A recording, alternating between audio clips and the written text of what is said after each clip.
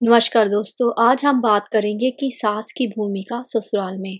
कि सास की क्या ऐसी पॉजिटिव भूमिका होनी चाहिए, ससुराल में रोल होना चाहिए जिससे घर परिवार बड़ा अच्छे से चले और बहू को भी अपनापन मिले, और क्या उसे नहीं करना चाहिए। आज इसी विषय पे बात करेंगे। सास जो होती है अपने घर के बारे में सब कुछ जानती है।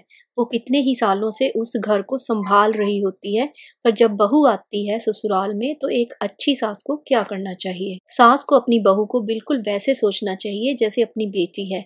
सास की यह जिम्मेदारी भी रहती है कि बहू को धीरे धीरे घर की जिम्मेदारी लेना भी सिखाए। इसका पहला कदम घर के काम से शुरू होता है। सास को बहू की गलतियों को इस तरह से ना बताए जिससे बहू ये सोचने लग जाए कि वो किसी चीज के काबिल ही नहीं। सास ने अगर कोई सलाह लेनी है अपनी बेटी से ले, पर अपनी बहू से भी ले, और इस तरह उसे समय समय यह महसूस कराए कि ये उसका घर है। अगर उसे काम नहीं आता तो उसे धीरे धीरे सिखाए, एकदम से काम का सारा बोझ उस पर न डाल दे, और उसकी समय समय पर तारीफ भी करे, घर में शांति बनाए रखे। ये ना हो बहू कहीं से घूम कर आए और काम सास को करना पड़ जाए तो आप उससे अच्छे से बात भी ना करें।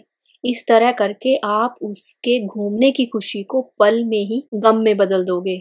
बहू को घर के रूल्स के बारे में बताएं, उसे समझाएं कि मायके और ससुराल के माहौल में फर्क है, तो उसे अब कैसे ससुराल के माहौल के बारे में भी सीखना है। इस तरह से कई बातें हैं जो हमें जिंदगी में अपनानी चाहिए, जिससे बड़े भी और घर के बच्चे भी खुश रहें। कई बार सास बहू के आने से इनसिक्योर महसूस करने लग जाती है, जिससे उसका बर्ताव बहू से कंपटीशन करने वाला हो जाता है।